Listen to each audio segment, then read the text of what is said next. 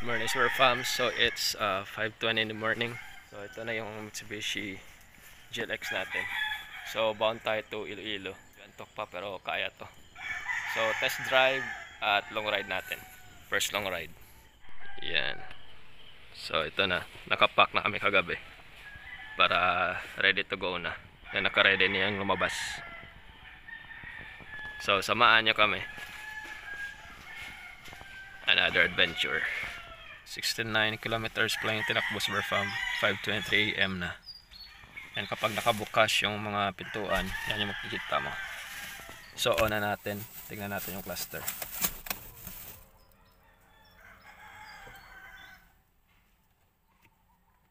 Tapos yan po. Infotainment.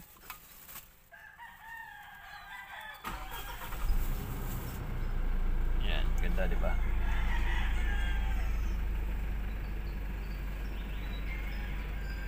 Let's go. Tapos ito Sir Fam, kapag na-on nyo na, automatic bubukas yung fog lamp. So dapat i-on nyo yung DRL para ma-on off nyo yung fog lamps. Yan o, naka-on yung DRL.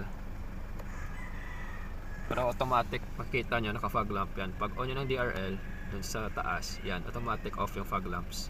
So on nyo na lang yung DRL para hindi bubukas yung fog lamps nyo.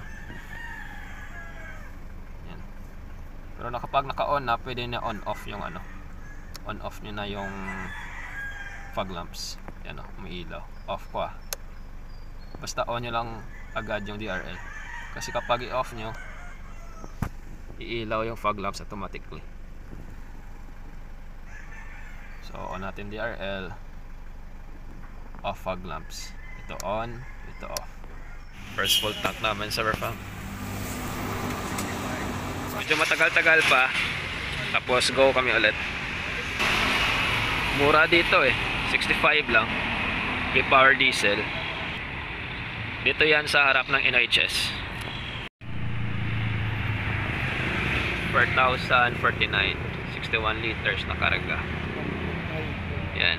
So kayo na lang mag-commute sa Fam. Lahat 75 liters to eh. So 61 na karga. 4,000 plus. Let's go. So on board namin sa Fam. Dito na sa ferry. So 1.5 SUV at pickup truck. So alis na all in, all out doon. So pwede ka pa mag-breakdance dito, libre oh. So mga 1.5 hours.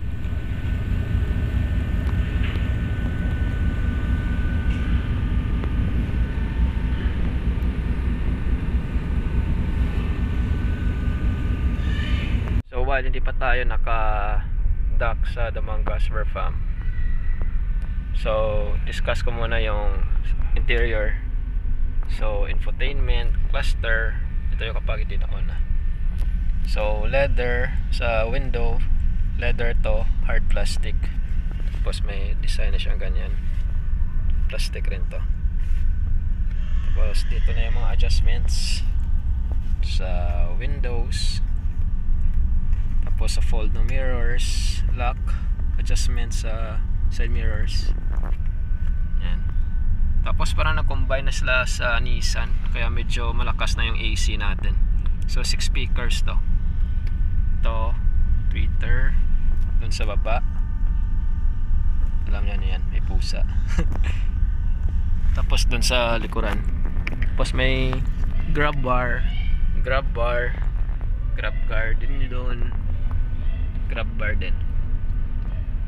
Tapos sa likod, next na lang sa likod, mamaya lang siguro kasi may mga ano pa tayo dyan, may mga karga, ano, loaded talaga tayo.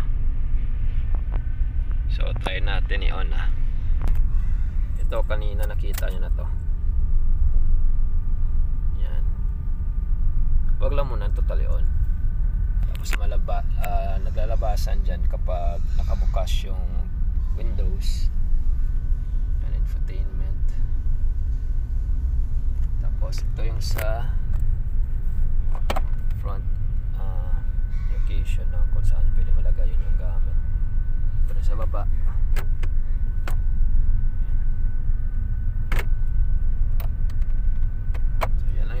simple lang. Side, yung center mirror, ito sa ano rin, sa parang sun visor yun. Tapos dito isa rin yung ano, may mirror sa passenger side. Ito daw walang mirror, sabi nila. Kasi malaki naman yung center mirror, palagi naman sa iyo yan nakatutok. Yan. So next section, on off the ito. Tapos long press mo lang. Tapos ito naman sa adjustment sa day at night. So plus forward, replay, audio, menu, call, tapos camera. Yan. Back. Tapos ito na yung sa tuning. Settings pala kasi touchscreen naman to. Yan. Dito naman sa tune scroll at sa sound. Dito yung mga treble, bass, pwede nyo ma-adjust. Pero pwede naman sa settings agad. Easy vents. Ito, doon. Tapos dyan. Tapos hazard. Yan. Tawag nila dito piano. So sa AC, sa fan, up and down. So ito naman sa adjustment sa AC, high and low. Tapos sa likod, wala nang easy vents doon sa ano lang yun, GLS at Athlete. At sa lights pala, yan, left, pwede itong palitan ng LED, both. Tapos on off kapag open yung door, off lang natin. Tapos sa gilid pwede nang ganyan, both. Yan lang. Tapos sa airbags pala tapos sa dito sa steering wheel, sa passenger, wala tong window kasi GLX lang. Wala tong curtain. At dito sa windows wala. Sa Athlete tsaka sa GLS meron. Tapos fabric, ito na to, additional na to. Ito lang fabric seats. Yan, maganda naman. Mas pipiliin ko pa to kaysa sa leather. Kasi alam niyo naman sakit ng leather, 'di ba? May expiration, tapos hindi pwede sa masyadong mainit, tapos lalamigin. At ito pa, simple lang yung lock niya. Yan. So meron pa pala ang storage dito, yan. Hanggang sa dulo yan. Sa charging, pwede rin dito, type C. In and out, input at output yan. Tapos sa cigarettes, pwede rin sa charge, pwede din sa hangin, pwede rin dito. Tapos ito yung transmission. So hanggang 6 gears. Tapos kapag reverse, press nyo to pataas. Tapos parang first gear pa rin, pero reverse siya na pag na-press nyo to. Tapos lagay nyo sa first gear, lift nyo lang to. Tapos kapag pinalik nyo na neutral, normal na lang Okay. Sa handbrakes, inalis na nila yung pull, tapos push. Ito na ulit. Ito talaga nakasanayan na mas okay to. Tapos dalawang bottle holder, same rin sa likod, dalawa rin. Pero kasi tayo nagda-drive, di tayo makapunta dun sa likod mamaya. So try lang natin mamaya. Tapos sa storage, lastly, ito meron pa dito. Halo talaga dyan, malaki yung space. At kung sana improvement sa back seat, sana ilalagyan nila ng storage rin na pwede i-lift yung upuan, pwede pa malagyan sana. Buttons naman nito, so sa review na natin talaga yan, kasi nauna na yung first impression pagbili nito at quick walk around lang. Pero ngayon sa travel muna, para test drive talaga to ngayon na long drive ni Mitsu. So susunod na lang yung mga functions ng buttons sa rear fam. So na-connect na naman sa rear fam sa GPS, pero parang iPhone lang. Try natin sa Android soon. Quick info lang sa rear fam, may music, so copyright, mabilis lang. So pwede tayong mag-connect Android at iPhone. So pag on nyo ng kotse, turn on nyo agad DRL. Kasi magsa-steady yung ano, yung fog lamps. So on fog lamps, off. Pero kapag naka-off yan, automatic doon sa harap makikita nyo nakailaw yung fog lamp. So automatic DRL nyo agad. Automatic nyo sa sarili nyo. Yan. Tapos naka-off nyo lang fog lamps. Lagyan natin ng hangin kasi kakarga pa tayo sa Verfam. 40 sa likod, 30 sa harap. Ulitin ko sa Verfam, yung front tire is 35, back 40 kasi may karga. Pero 35 yung sa harap. Nakukulangan kami sa 30 or 33, 35 nilagay namin. Kyaw. So teka lang, 135 kilometers namin sa Verfam. Dito na kami sa Girona Street, Iloilo, Antique Pakita si Road. Kiara. Wait. Ano yung view? Ganda pala dito sa ano, Antique Road. Kaya na super smooth talaga sa Verfam. Ganda nito. Highly recommended. Mitsubishi Triton.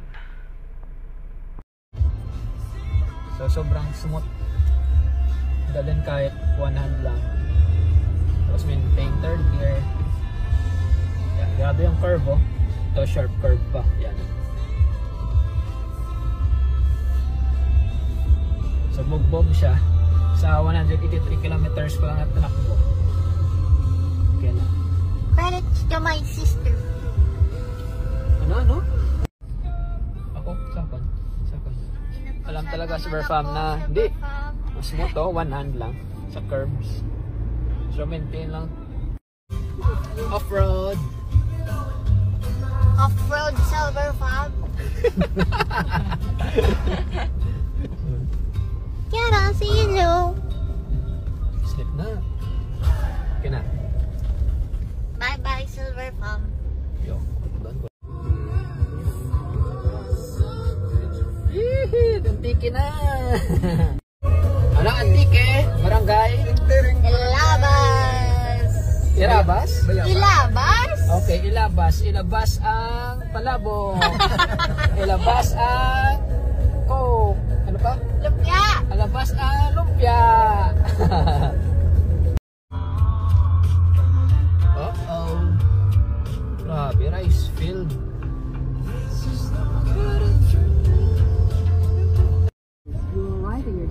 Ano na eh? Yeah. Ilabas si Macho, wala nasa likod. Sabi pa, may motor pa dyan, si Macho sa likod. Look.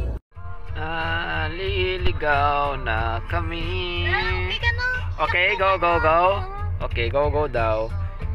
Wala lang footage sa Verfam na nagda-drive kasi bawal na yon. Tamad mag-video mga kasama ko. Rice field, Iloilo. Touchdown sa Verfam. Dito na kami.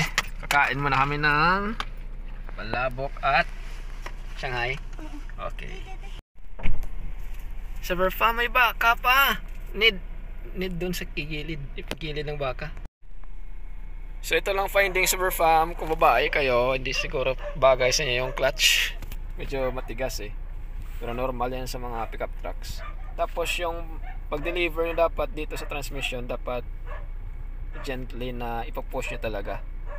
Tapos ma-feel nyo naman na naka-gear talaga siya. Or first, second, or until 6. Yun. Tapos upshift, smooth talaga, pwede nyong bitawan agad. Maliban na lang sa first at second siguro. So third hanggang 6, upshift, sobrang smooth, pwede din yung bitawan agad. Pero sa downshift, 10 lang, mula ka 6, tapos 5, 4, dandahan lang release ng clutch. Yun lang. Para smooth delivery lang. So tara na, kain tayo. So dito muna kami magla-lunch sa Verfam. Kain tayo. Palabok. Wow. Just sticks? Thank you. Ito yung kay Tito na TMX 155 2012. Grabe. Ito yung tricycle dito sa Iloilo, sa Verfam. Kasi nagmo-motovlog naman tayo. So di mawawala yung motor. Ilan 155 engine. Genuine pa. Punta pa kami ng Aklan. Favorite. Ito yung sarap i-drive test dun sa Putikan. Para matry ang 2H, 4H at 4L.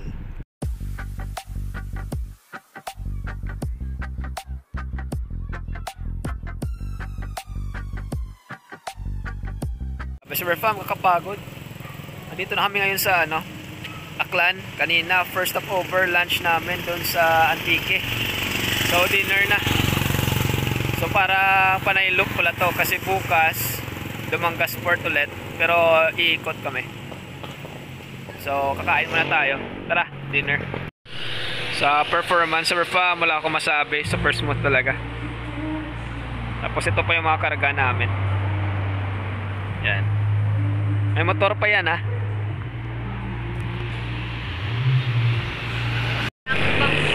So ito yung difference sa Ranger.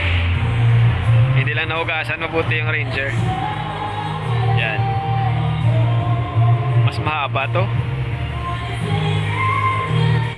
So dito na kami sa Banga Silver Farm. Andun lang si Mitsu. So chill muna bago umuwi. Hi. So bukas na ulit Silver Farm pag pabalik na kami ng Dumangas at Negros. Dumangas Port. At ano nga ferry oh. Hello, I'm Nisong Mia.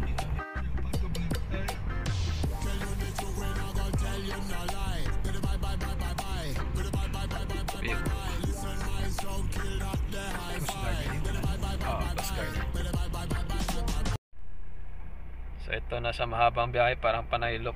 Silver Farm, naka 528 kilometers na kami. So nasa Dumangas Port, parang ang dami ngayon. Time check, it's 3:12. Yan, kuha lang may ticket. Lapit na Bacolod ulit, Negros Silver Farm. Ito na siya ulit. Ready na kami travel papuntang bahay. Kita na yung Bacolod.